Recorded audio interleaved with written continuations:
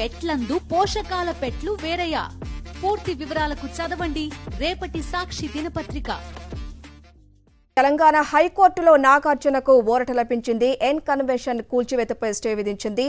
కూల్చివేతలు ఆపాలని హైకోర్టు మధ్యంతర ఉత్తర్వులు ఇచ్చింది. తెలంగాణ హైకోర్టులో హీరో నాగార్జునకు బిగ్ రిలీఫ్ వచ్చింది. ఎన్ కన్వెన్షన్ కూల్చివేతపై స్టే విధించింది హైకోర్టు. చట్టవిరుద్ధంగా ఎన్ కన్వెన్షన్ సెంటర్ కూల్చివేయటం తీవ్రంగా బాధించిందన్నారు నాగార్జున. పట్టా భూమిలో ప్రైవేటు స్థలంలోనే ఎన్ కన్వెన్షన్ నిర్మాణం జరిగిందన్నారు. చెరువుకు సంబంధించి ఒక్క అంగుళం భూమిని కూడా తాము ఆక్రమించలేదన్నారు నాగార్జున. మరింత సమాచారం మా ప్రతినిధి సాయికిరణ్ రెడ్డి తెలుసుకుందాం. సాయికిరణ్, తెలంగాణ హైకోర్టులో హీరో నాగార్జునకు బిగ్ రిలీఫ్ వచ్చినట్లేనా? ఇంకా సరిత, మొత్తానికి ఉదయం నుంచి జరిగినటువంటి హై డ్రామా చూసాము. ఎన్ కన్వెన్షన్ను హైడ్రా సిబ్బంది మొత్తం సమూలంగా నిలమట్టం చేశారు. అయితే ఆ మొత్తం విషయం తెలిసినాక నాగార్జున తెలంగాణ హైకోర్టును ఆశ్రయించారు. లంచ్ మోషన్ పిటిషన్ వేశారు. ఈ వేస్తున్నటువంటి కూల్చివేతలపైన స్టే విధించాలంటూ కూడా ఆయన హైకోర్టులో ఆశ్రయించారు.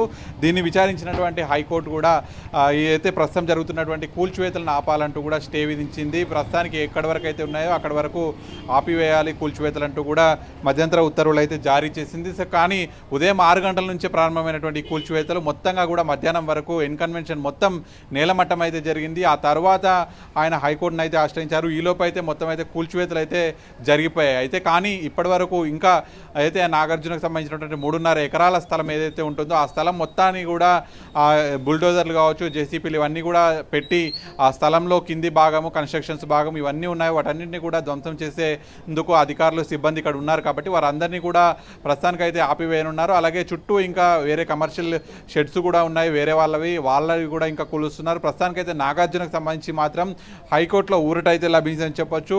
ఆ కన్వెన్షన్ను కూల్చివేయొద్దంటూ కూడా స్టే అయితే ఇచ్చింది. సో మరి ఇంకా అధికారులు దీనిపైన ఏ విధంగా ముందుకు వెళ్తారో, తదుపరి వాదనలో ఇంకా ఏం జరగబోతుంది అనేది మాత్రం చూడాల్సి ఉంది.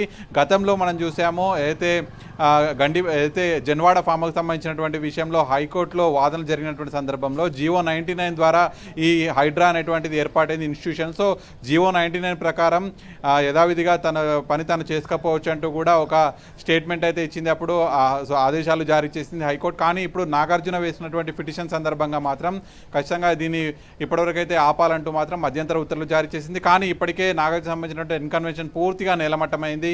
నేలమట్టం అయిన తర్వాత ప్రస్తుతం అయితే ఈ ఆదేశాలు మరి ఏ మేరకు పనిచేస్తాయి, ఎక్కడి వరకు ఇది ఇంకా హైడ్రా యాక్షన్ ప్లాన్ ఉండబోతుంది, మళ్ళీ ఇప్పుడు ఎక్కడి వరకు దాన్ని ఆపాలి అనేటువంటిది మాత్రం ఇంకా చూడాల్సి ఉంది.